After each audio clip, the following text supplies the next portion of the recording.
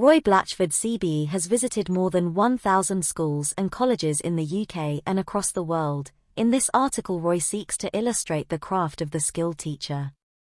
Over the past 20 years, Roy Blatchford CBE has visited over 15,000 lessons in more than 1,000 settings as a reviewer and inspector of schools and colleges in the UK and across the world. In his latest book, The AZ of Great Classrooms, Roy seeks to distill what happens when learners are engaged and excited by the craft of skilled and knowledgeable teachers.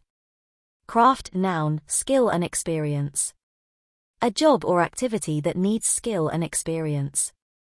Across continents, I have enjoyed being in the presence of young people and adults being taught by those who love their work, and whose passion for subject shines through their every gesture and word. The best lessons, you just don't want them to end.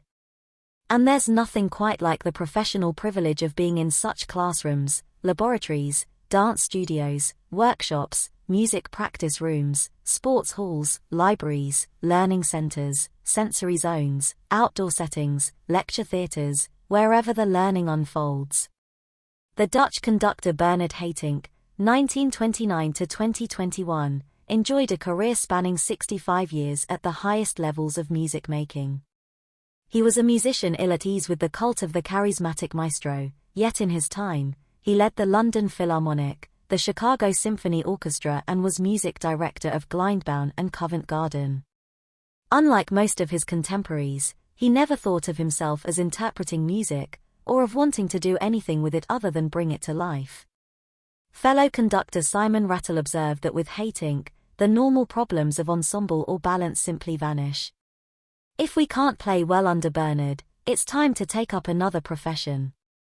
Another commentator on Haitink's inspiring style noted that he knew exactly what he wanted, when to hold back, when to let go, and when to simply leave it to the players whose devotion to him reflected his faith in them.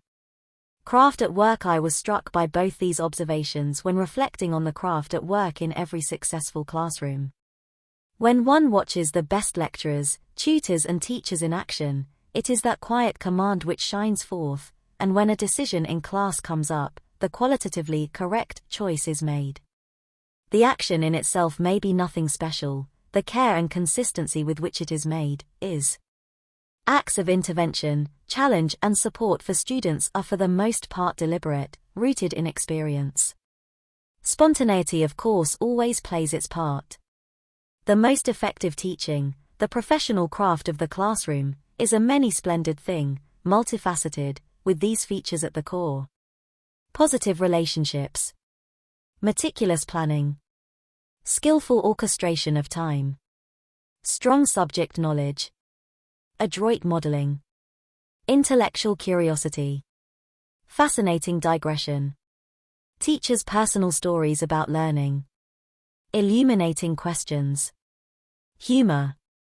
These key elements bring subjects and skills alive for students in classrooms, and help them remember new facts, figures, ideas, and concepts. For example, watch any skilled art, music, or design technology lecturer, and you see that intuitive understanding of when to intervene, when to back off and when to let go, which characterized Haitink's approach to working with talented musicians across the world. I'm no expert on what poor conductors do, although this may resonate. Less effective teaching falls back on didactic delivery, low expectations of how students should listen to one another, and a sense of drift, with no solid consensus in the room about the purpose of the session. Further, skilled and intelligent practitioners know when to speak, when to listen, when to summarize and when to allow digression. The care and consistency with which they conduct is notable. This springs from years of practice observing others doing things right and doing things badly. In the same way that Haitink as a young conductor immersed himself in orchestral scores, top lecturers have paid their dues as juniors, soaking up effective ways of doing from their seniors. Above all, they model and nurture strong professional relationships. The skillful orchestration of time in the sparkling classroom, time is very carefully managed and every minute counts. That does not mean that teachers rattle on at pace, galloping through the scheme of work and syllabus for fear of running out of time before the examination arrives. What it does mean is that confident teachers unfold narratives and explanations at a speed consistent with students' understanding and ability to internalize new concepts, knowledge and skills.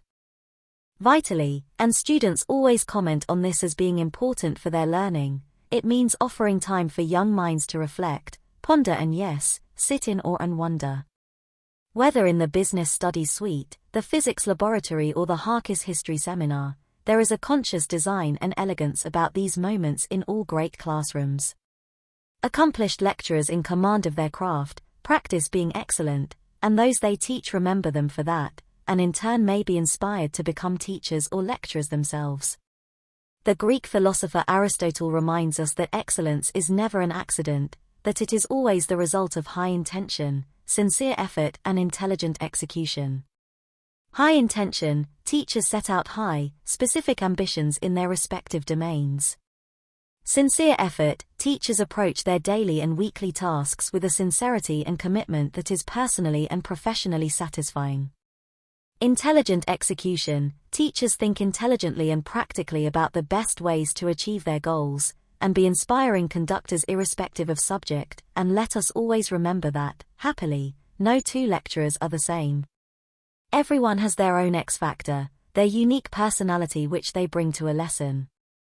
And given no two lessons are identical even with the same lecturer and the same group of students, the craft of the classroom involves adjusting content to the hour, to the day.